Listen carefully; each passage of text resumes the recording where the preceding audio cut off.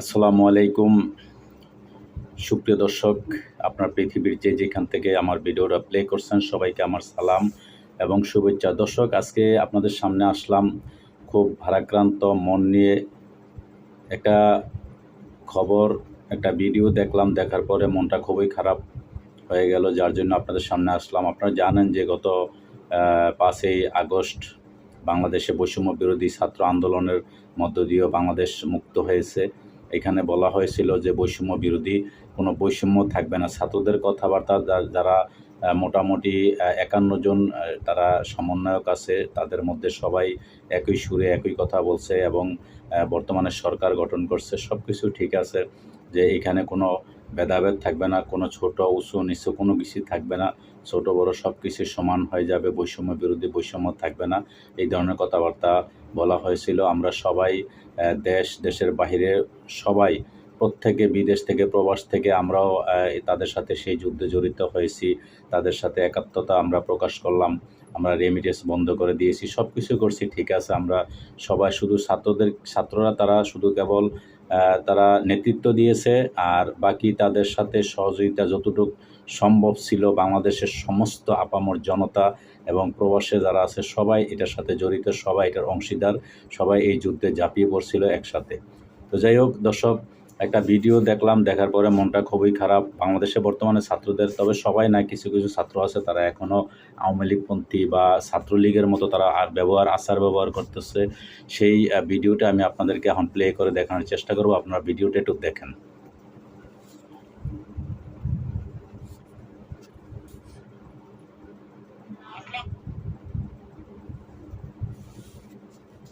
আমরা এখন এটাকে শাপলা চত্বর হিসাবে চাই, আমরা কোনো শহীদ হিসাব চত্বর চাই না। আমরা এটা অবশ্যই লাগাবো। এটা যারা এনেছে তারা এটা নিয়ে যায়, তাহলে আমরা এটা খুলে ফেলবো। তখন কোন চত্বর কি করা লাগে তখন আমরা এটা দেখবো।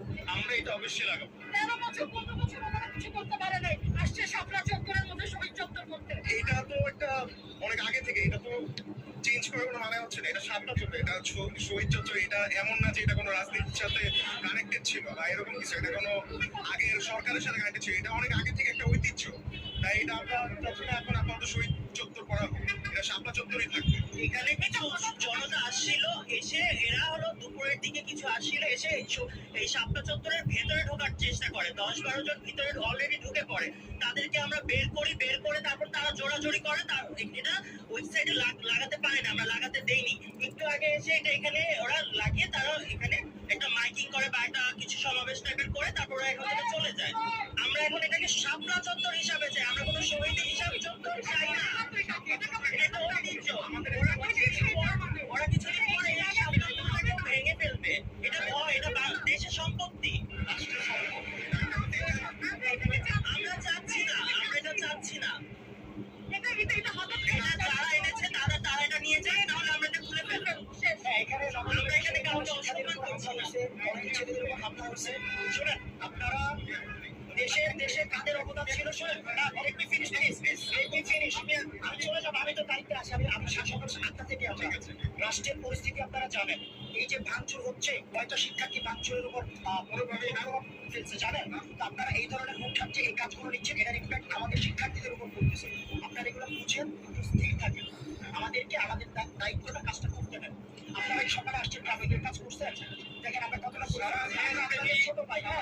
আমাদের সারা দেশব্যাপী আপনাদের ছাত্ররা আছে, না বিশ্ববিদ্যালয় কলেজের ছাত্ররা আছে, সেটা গোটা বিশ্ব জানে, গোটা বাংলাদেশ জানে। আন্দোলনের সাথে যুক্ত হয়ে আমরা সূচনা দেখেছিলাম, ঠিক আছে ভাইয়া। তবে এই শহীদ চত্বর আপনাদের এই বর্তমান আন্দোলনকে কেন্দ্র করে নয়, এটা হচ্ছে মূলত বলতে সেই কাছে এখানে যখনই হোক শোনেন, যারা আচ্ছা ভাই শোনেন হয়েছে মৌলিক আন্দোলন, ইসলামের মৌলিক আন্দোলনগুলোকে নিয়ে, সেক্ষেত্রে যখন হাজার হাজার এখানে জনতা, ছাত্র জনতা, ওলামা তোলামা যারা এখানে শাহাদত বরণ করেছেন, তাদেরকে কেন্দ্র করে এখানে আসলে শহীদ চত্বর বলা হচ্ছে।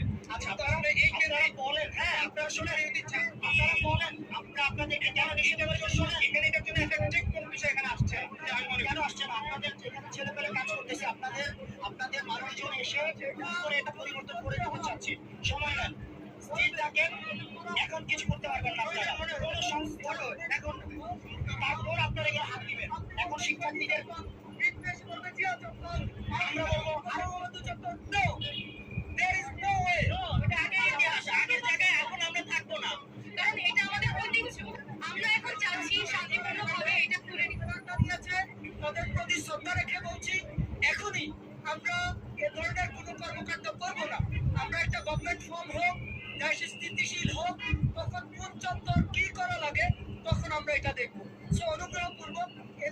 কাজকর্ম থেকে বিরত থাকার জন্য আমি বলেছি যে এখন এটাকে শহীদ চত্বর বলা হচ্ছে, যদিও এটার নাম শাপলা চত্বর। কোন একটা ব্যাকগ্রাউন্ডের কারণে এটাকে শহীদ চত্বর বলা হচ্ছে। এখন অন্য একটা দল এসে আরেকটা চত্বর, সো আমরা এটা হতে দিতে পারি না। আমরা ইনশাল্লাহ গভর্নমেন্ট ফর্ম হোক, দেশ স্থিতিশীল হোক, রাষ্ট্রে অনেক ধরনের হয়ে থাকে, অনেক ধরনের অপকর্ম থাকে, বিভিন্ন ভাবে মানসিক কাজ করে থাকে। সংবিধান আইন যেইভাবে ওই ব্যক্তির উপর ইমপ্লিমেন্ট করা হবে, প্রমাণ সাপেক্ষে সেটারই বিচার হবে।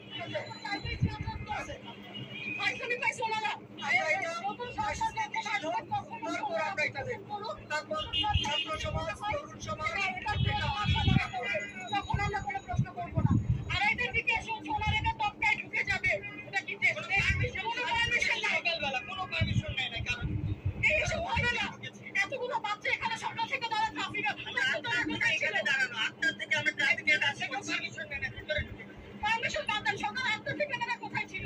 13 বছর 15 বছর ওনারা কিছু করতে পারে নাই। এখন বাচ্চারা মরে টরে গিয়ে শহীদ হয়েছে, সবাই মরে গেছে।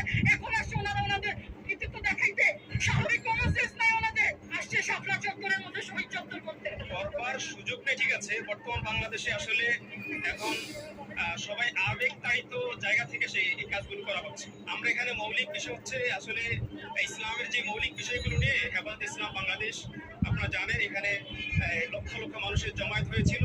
সরকার যথেষ্ট তার পেটুয়া বাহিনীকে এই জমায়েতকে একেবারে তছনছ করে দিয়েছে। আমরা এটা অবশ্যই লাগাবো।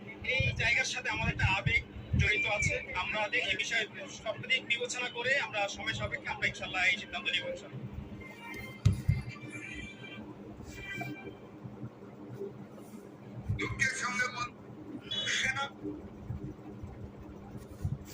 আচ্ছা দর্শক, আপনারা দেখলেন, আপনার ভিডিওটা দেখানোর চেষ্টা করছি, আপনারা দেখলেন, তাহলে আপনারা কি বুঝলেন এটা অবশ্যই আপনারা কমেন্টের মাধ্যমে জানাবেন। কারণ আপনারা সারা বিশ্বে, আমরা প্রবাসে যারা ছিলাম বা দেশে যারা আছে সবাই জানে যে 13ই মে শাপলা চত্বরে কী হয়েছিল। ওইখানে যে হেফাজতের লক্ষ লক্ষ লোক ওইখানে শহীদ হয়েছে, লক্ষ লক্ষ লোক ওইখানে রক্তাক্ত হয়েছে, হাজার হাজার জুতা পাওয়া গেছে, অনেক অত্যাচার তাদের উপর হয়েছিল। এখন সাইদ মারা গেছে, সাইদ ওই জায়গায় যেই জায়গার মধ্যে তাকে শহীদ করা হয়েছে ওই জায়গায় সাথে সাথে সাইনবোর্ড দেওয়া হয়েছে, ওইখানে সাইদ চত্বর ওইখানে নাম সাথে সাথে দেওয়া হয়ে গেছে। তাহলে এইখানে তারা এতদিন পরে এই জায়গার মধ্যে শাপলা চত্বরে যদি এইখানে একটা তারা শুধু একটা সাইনবোর্ড তারা দিবে, এইটাও তাদেরকে বাধা দেওয়া হয়েছে। তাহলে এখানে কি বৈষম্য বিরোধী কি আন্দোলন তারা করলো বা কি হইলো? তাদের যে আচার ব্যবহার, ছাত্রদের যে ব্যবহারটা আপনারা অবশ্যই কমেন্টের মাধ্যমে জানাবেন। এবং দেশবাসীকে আমি বলতে চাই, এই ধরনের যদি কাজ কারবার বা আচার ব্যবহার যদি করে তাহলে দেশে শান্তি ফিরে কখনো আসবে না। এই ধরনের ছাত্রদের কিছু ছাত্রদের মনোভাব এখনও ছাত্রলীগের মতন তাদের আচার ব্যবহার আমরা যা মনে করলাম বা যা দেখলাম, তো এই ধরনের ব্যবহারে আমরা খুবই দুঃখ পেলাম, আমাদের মন খুবই ব্যথিত হয়ে গেছে। তবে এগুলো আমরা চাই না, কারণ এই আলেম ওলামা যারা, তাদেরকে আমরা যথেষ্ট সম্মান করি, তারা তো কোনো ইলিগেল কোনো কিছু করতে চায় নাই, তারা এখানে কোনো জায়গা নিতে চায় নাই, তারা শুধু একটা সাইনবোর্ড এখানে, যেহেতু তাদের একটা আবেগ এই জায়গায় জড়িয়ে ছিল, কথাগুলো আপনার ওই এক আলেমের তার কথাগুলো আপনারা শুনছেন। তো দর্শক, আপনারা এটা বিবেচনা করবেন বা করবেন। তো আজকে এই পর্যন্তই, ভালো থাকবেন, আসসালামু আলাইকুম।